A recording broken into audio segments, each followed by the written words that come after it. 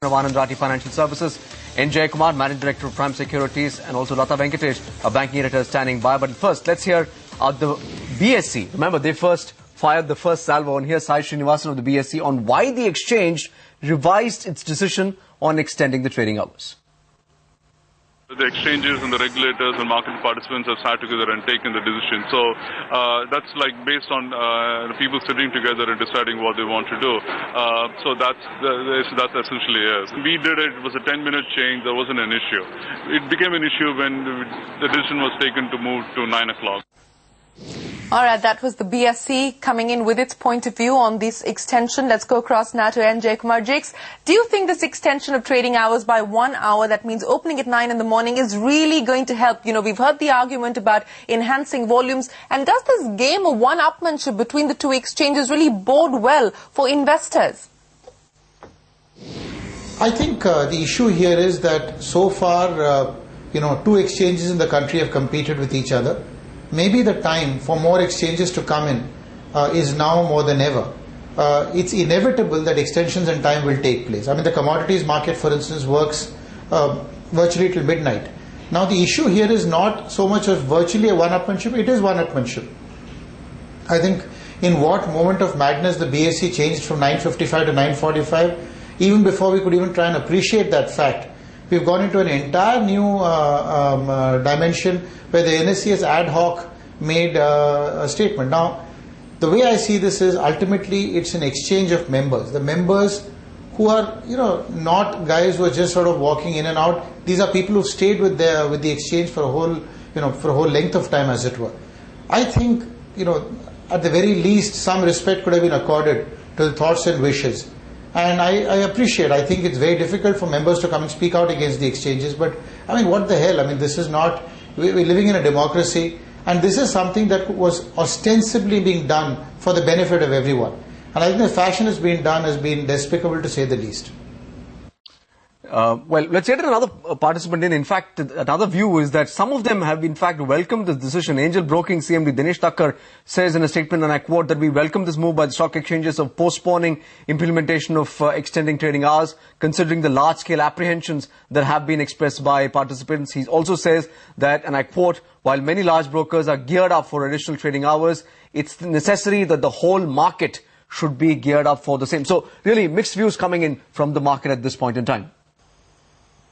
That's right, Harsha. In fact, let's go across now to Lata. Lata, the war over trading time extension and the charge that the exchanges cannot be run for profit alone is coming at a time when we understand SEBI is pondering over the same issue. Now, the market regulator, we understand, will come out with a detailed paper on the entire question of the governance of securities market infrastructure.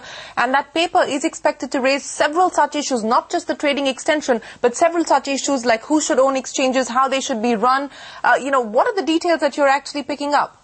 Well, these are details coming, or exclusive details coming from sources close to both the SEBI and the Finance Ministry.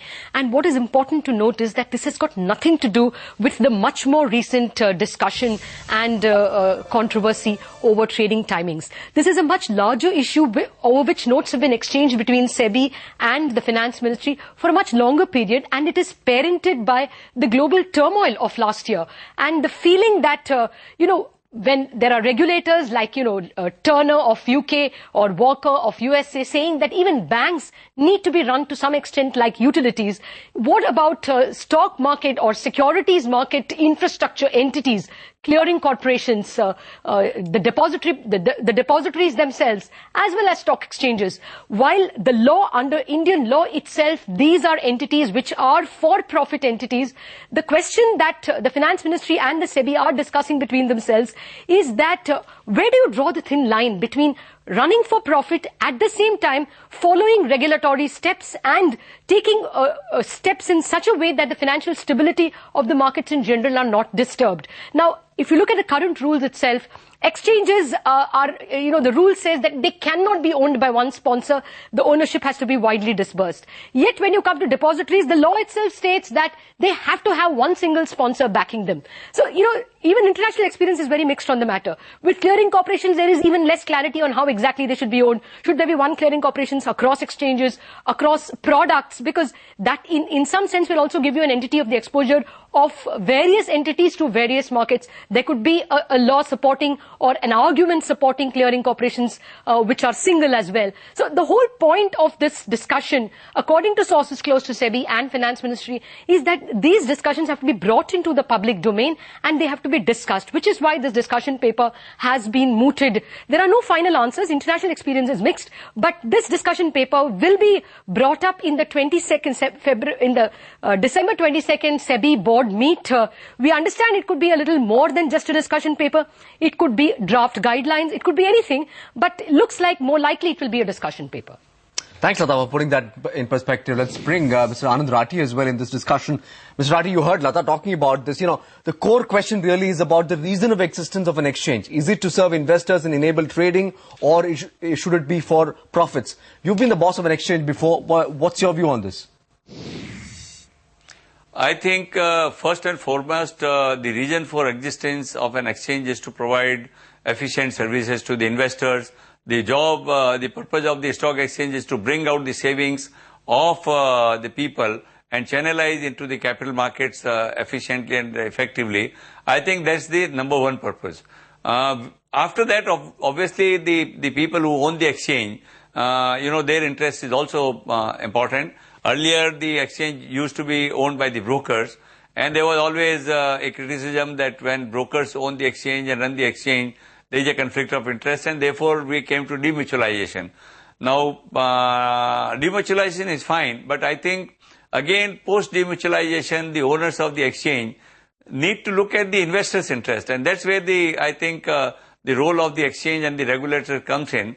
The primary objective is to provide efficient services to the investors, help them mobilizing and help them making money. If the markets are going up, the exchange, the investor should make money. But today, I think this aspect is not being looked at. What is happening to the larger number of investors who are coming into the system? What is the present practices? Whether these are helpful to the investors, whether they interest or not. I think that is the greater purpose which should be looked at. The interest of the investors, all the owners of the exchange, obviously also has to be looked at, because those who provide capital or invest into the stock exchange, they should also make money. But obviously that cannot be the first purpose as such. So I think what SEBI is doing or thinking is right, that there needs to be a discussion to see what is the purpose of the existence of the exchanges, and primarily whether it should look at the investors' interest or something else. All right, Mr. Rathi, let me get Jakes back into the discussion. Jakes, outside of the issue of ownership, etc., let's talk about the timing. The argument being presented is that the NSE and the BSE can attract more of the trading from the Asian markets, especially the Singapore market. Now, do you think this advancement by an hour will actually help capture some of that trade? Does this argument hold water? The logic simply is there is no volume that takes place. I repeat, there is no volume that takes place on the Singapore Nifty, which is probably being used as the sort of, the animal that can't speak to say that that's the volume we're trying to capture. That's complete nonsense. There is no volume in the Singapore Nifty that's going to get shifted here. As far as capturing anything else is concerned, everyone in the world is aware of our show timings, if you will. So just because we change it by 10 minutes here or there, nothing's really going to change. The volumes, instead of happening over 5.5 hours, will now happen over 6.5 hours, or whatever the increased trading hours now are. So I think the real issue here is it's been done, and literally it's like, sinking into quicksand. Once the first step was taken, it's been impossible for the two exchanges to retract. And they've sort of they've literally, sort of opened their mouth to change feet, as it were. So it's been just putting your foot into your mouth and trying to explain it due to one reason or the other. I mean, the most candid and the most lucid explanation so far has been, we don't know why we are changing it, but we are forced to do it. I mean, give me a break. Right. Mr. Rathi, where do you think this is going to head now? Do you think this Jan 4th decision will be implemented, or is it likely that there's going to be another review? I personally think that it needs more time for consultation and discussion, and this will go for review, because the matter has not only, it's a question of few brokers or few employees of the broking firms or few investors. I think now today in the entire media has now, it's becoming a national issue. It has reached the political corridors as well. So I think it shows the importance of the issue. And good part is that a lot of participation has come from various people who are connected with this. And to my mind, it would not be possible for exchanges to go ahead and implement it from 4th January. I think they should also, they should not stand on any, prestige issue. I think if the reaction is so much, they also need to create a consensus, create a consultative process, and see that if it is to be implemented, it is done by taking everybody into confidence, and ultimately it should serve the interest of the investors for which it is being done. All right, Mr. Rathi, so you are apprehensive about the execution and the implementation, even though it has been now advanced to the 4th of January. But Jakes, back to you. Given the way that this has actually played out, do you think it's only a matter of time now that the market closing will also be extended? Because SEBI has allowed the exchanges to remain open till about 5 o'clock. Is it going to be a case of who bites the bullet first, even as far as advancing the afternoon timing is concerned? Whether they do it or any other exchange which is finally allowed to operate in this country does it, frankly it doesn't matter. I mean, now you've gone down a particular path, at one level, whether you go 6 feet underwater or 8 feet underwater is a matter of detail. It hardly matters. But I think the most important thing is for key issues, there is sometimes a bit of a charade done in terms of saying we're taking everybody into the loop to try and take decisions.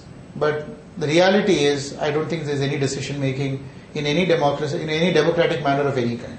I think that's the unfortunate reality we're living with. All right, we'll leave it there. Mr. Jayakumar, Mr. Anand, Rathi, many thanks for joining us with that perspective. Very quickly, Lata, closing comments from you. So it's going to be business as usual for you tomorrow?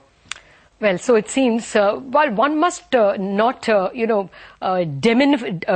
a demon out of one party and defy another party. We must remember that these markets, say 10, 15 years ago, used to be markets of the brokers, for the brokers, by the brokers, and it was the force of NSE which tried to break this rump group and brought in a lot of democratization of retail participation, cleaned up a lot of practices that were not in the best standards.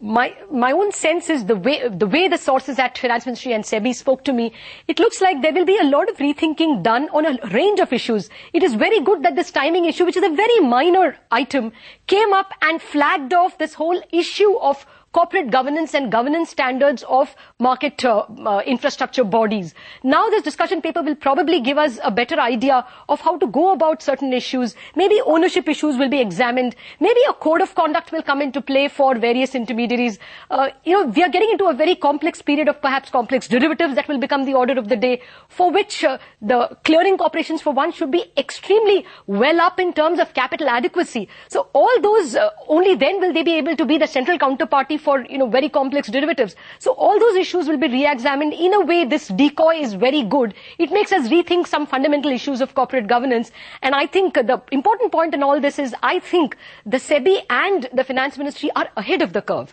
And the very subtle way in which the regulator, that SEBI, nudged the exchanges into taking the decision, favoring or at least taking into cognizance the interested parties, indicates that the regulators are having their heart in the right place. So I wouldn't really be unduly worried. I think things are shaping up pretty well. All right, so no reason to be worried. Things are shaping up well, and there is going to be a lot of debate and discussion, and you can catch all the action right here on Cnbc TV 18. Lata, many thanks for joining us with all the details. Well, as you can see, those flashes on your screens, the DLF con call is underway, and of course, we'll get you more details of that as we go along. But up next, Eicher has big aspirations for its two-wheeler business. It plans to sell 1 lakh bikes by 2012. An exclusive interview with Siddharth Lal on the other side.